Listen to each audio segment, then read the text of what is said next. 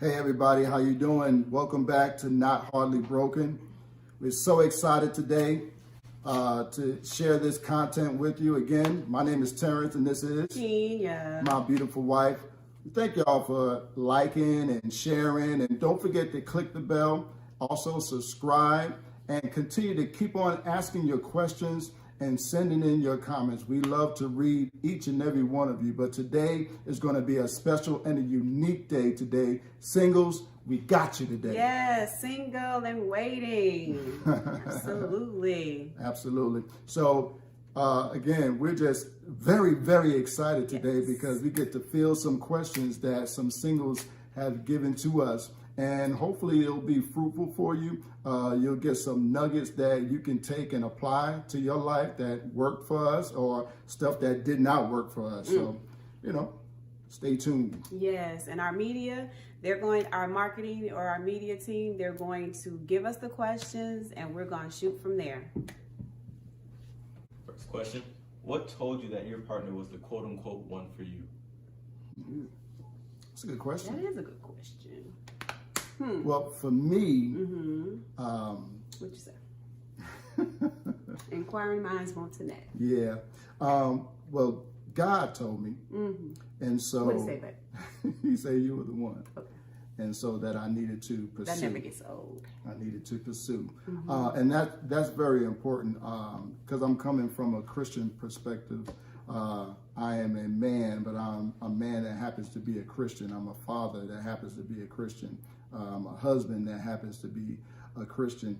And so everything I do, I seek God for understanding, for knowledge, for wisdom, and for answers. And so when I was seeking a wife, seeking a partner to be in a relationship, at that time, I was ready for a wife, but I just didn't have the wife. And the one thing I did not want to do was just add any person, any girl, and mix it and stir, and then hopefully it'll come out to be a beautiful cake. A lot of times that doesn't work. Nope.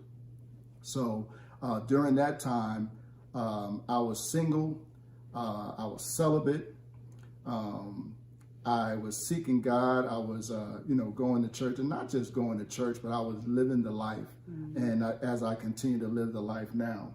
And that's very important to seek God for answers, seek God for your mate, seek God for your spouse, seek God for your business, seek God for your ministry, seek God for your legacy, all of that. And so just, finding out what God's voice sounded like helped me to know that when he spoke, then I knew that I heard, and I couldn't, negate that. I couldn't forget about it. I used that to guide me through every aspect of my life. So when I moved to Georgia and I started going to this ministry, then I saw Kenya. So I saw her, but, he didn't speak then. It was just during, multiple encounters with you. Yeah. And then he spoke, and, it was a still small voice. And I was like, okay, I didn't act on it. I didn't pursue at the time. I just, pondered it in my heart. I just, kept it there. And as we continued to engage and do ministry together, then it just started to become clear, like you were right under my nose. And so I prayed and I fasted, and just because I wanted to be sure and I wanted to be clear that it was God that was speaking and not my emotions and not my understanding of being ready to be married, because I didn't want to just force something and just grab anything. I wanted it to be the right person. Absolutely. I wanted it to be the kingdom purpose for our kingdom destinies to collide so that we can do a kingdom work together. So that's very important. Your mindset, your understanding of who God is and who God is in you, because you can easily be unequally yoked. Yep, real easily. You can be two Christians, but you can be unequally yoked because one person could be going left, another person can be going right. So it has to be that person that can understand your walk with God, that can appreciate your walk with God, and that has their own walk with God, and they're doing things for the kingdom. And that when you come together, you have a kingdom marriage and a kingdom mandate together. Yes, because there is a truth and a value in God forming a man and forming a woman and putting them together for his purposes, and you want to get the good out of your union. There's a good and there's a right and there's a great that is supposed to be gotten from your union. Yeah. And when you join with the one that God sent for you, then nothing is impossible. I mean, you're invincible together. You know what they say is me and you against the world. I won't say that, but there is a secret ingredient that is present when you've joined with your God-ordained mate. And so I agree. The Lord spoke. I was newly saved in the sense of a couple of years, and I was still learning to hear the voice of God. And I too felt like I heard when I first saw him, but I thought I was in my flesh. I thought I was just being lustful. I thought I was just trying to get a man. But the truth was, I had been sold out to God. I had been through a process between my move from Washington, D.C. to Georgia. I had been in a process of selling out for God. Like literally, I closed doors, I shut things down, and I went in complete isolation before moving here. And to the point that I know God knew my heart was really only for him. And when I knew and he knew that my heart was only for him, then he showed a man. And I wasn't even ready. I didn't think I was ready. I even rebuked myself for being fleshly and lusting. But as time went on, and it was a short time, but as time went on, God was revealing that no, this is actually me. This is me. And we both went on a fast for 30 days. We went on a fast for 30 days after we realized there was an attraction. And God did not speak again until that last day of the fast for me. It was the same voice that I had heard when I first saw him. And it's an amazing story because I know that I heard the voice of the Lord. Right. And so when stuff comes up, you know, we can weather it because we know we didn't just like each other and we didn't just put ourselves together. We actually have been obeying God by being together and staying together and running on to see what the end's going to be, is what they say. Absolutely. And the interesting thing about that 30-day fast was we went from being a couple that were hanging out together, talking to each other every day on a daily basis, and working together in ministry, to when we started that 30-day fast, no contact whatsoever, except on Sundays when we saw each other in church. Yeah, and even that was minimal because we really wanted to hear God. We really wanted God to speak to each of us, so that we would know that this is the Lord's purpose for us. And so that's very important, to kind of separate yourself, to isolate yourself, because when you're around a lot of people or when you're busy doing a lot of things, it's hard to hear God and concentrate on his voice and knowing that it's him, instead of trying to fleece God. God spoke, and then now you're fleecing God to get another answer for him to say the same thing, and then maybe you're doing it again for the third time just for clarity's sake. So that's very important. Having that kingdom man. Next question.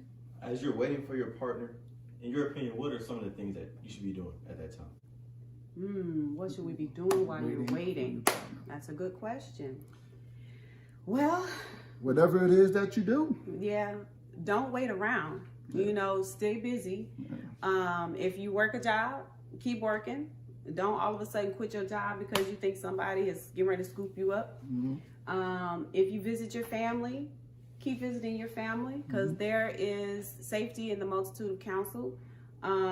If you read your Bible or you pray and all of those things, keep doing the same thing that you're doing, because it's true with what we've expressed, when the Lord sends that person, you want to continue doing what you're doing, because you don't need to create this new individual. All of a sudden, who you were before needs to stop, and who they need to get to meet, you don't even know. If you stop doing all the things that you were doing. So like we just said, we were both busy, active in the ministry we were involved in at that time. We were coming and going. We met, we got it, started liking each other, whatever, but I didn't stop doing whatever I was doing before.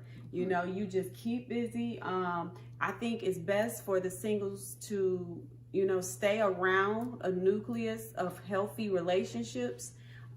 It's certainly favorable for you to do that, because sometimes we can get a little distracted when we're in the dating world, or when we are not yet wed. And not saying that every single gets distracted, but there's a lot of distractions out here.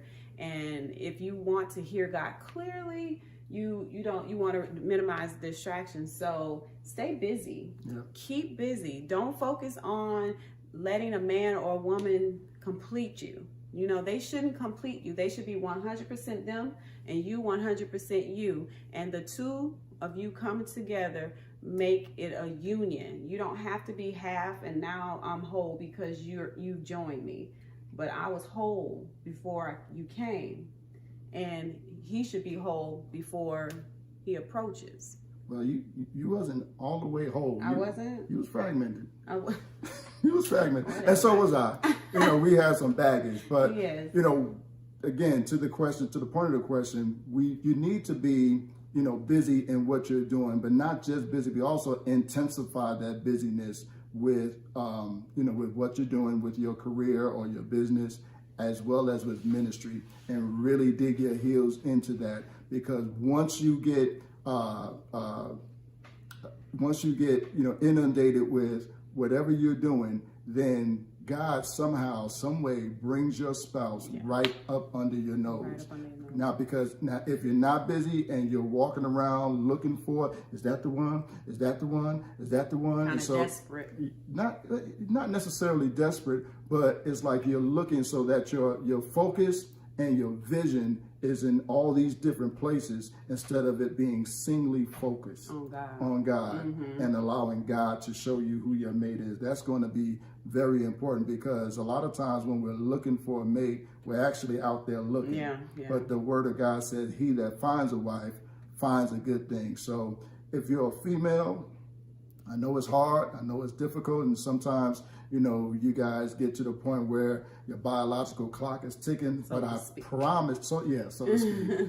But and not to make it a general statement, but I promise you, if you let that man find you, he will find you. Mm-hmm.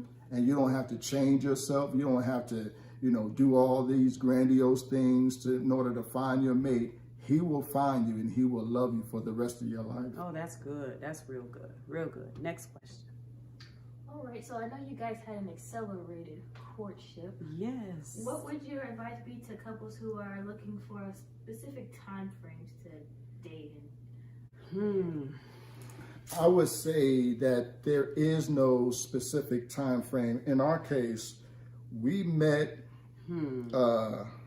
and I realized that I liked her within a couple of months, but I didn't say anything until about that third month, probably.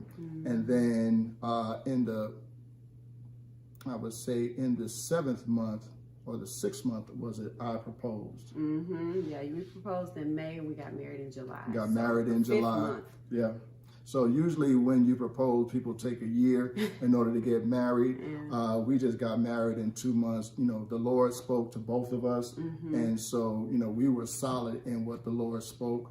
And so we just went on and did it. Why wait? We were ready. It wasn't because, there was anything coming on the horizon, anything like that. But we just felt that it was time for us. Mm-hmm. I don't propose that for any couple, for everybody. Yeah. Marriage is no punk. Yes. You have to be ready mentally, physically, and spiritually, but also financially. Yes. So I think I had the spiritual part okay. I didn't have it 100%, but I was okay with, with the spirituality part. Mentally, I was focused and ready. Financially, no, I wasn't ready. I just wasn't ready. Credit was bad and everything like that. So, if you're waiting to get, a sum of money, that dollar amount can be daunting, if you're waiting for that. But it's important to have that because you're going to need it once you come together and get married. But you definitely want to have your finances in order. But the main thing I would have to say would have to be, emotionally dealing with baggage, dealing with past relationships, dealing with soul ties before you come together and marry your spouse. It's going to be important because, when you lie down in the bed together, you want to be 1-on-1 and not 5-on-1. Ooh, you said something right there, because those soul ties are an actual thing to contend with. 7 months we got married within 7 months of meeting one another. That is not something we prescribe for everybody, but it did work for us. We definitely had a lot of growing to do on the other side of I do. And still are continuing to grow. Absolutely. But that is not a prescription for everyone. So you just have to hear God. You really have to hear God for yourself. Don't be swayed by other or people's opinion or popular opinion. Definitely hear the Lord, pray about it, and seek him for sure, to know for sure what he says to you. Absolutely. And I will say this before we wrap up this question, that, it could be a short time that you're dating before you get married, or it could be a long, extended time that you're dating before you get married. But if it takes, 4, 5, 6, 7 years in order for, that man to propose to you and for you guys to get married, this is just my opinion, that I would just, look for someone else, because typically, when a man finds his wife, he knows what he wants, and he knows when he has a good woman or not. He may not know all the facets and aspects to her, but he knows initially that he has the one that he wants, and it's not going to take all that time to figure out, whether he wants to be committed to you. And that is so true, because even when Terrence pursued me, he actually did pursue me. I didn't have to do anything. I didn't have to lift a finger. I didn't have to make sure he knew I wanted him. I didn't even know that I wanted him. When he began to pursue me, I didn't even know that I was supposed to be even trying to be with him. I just knew this man was stating his intentions, and he was letting me know that he was attracted to me, and there was some things he was feeling the Lord was saying. And so I was clueless in a sense, but I didn't come running after you. No. And I don't know if that's something that you expected, or if that's something that was surprising for you to experience. But I didn't run after you, and I'm very grateful on this side of marriage to say that I didn't manipulate the process. Right. And that is something that I can take great comfort in, knowing that, because I have been able to manipulate the process with other people in my life. But with you, I didn't manipulate the process. I was being honest. I believe I showed up. And you did, as a man would, find his wife. Absolutely. Next question. So for Mr. Hardley here, what does a pursuit look like for a guy? Because we know for the ladies, we're not really supposed to pursue, which is right. So what would you say are some signs a guy is pursuing? For the man, I think the man's job and his responsibility is to let that woman know that there's an interest there.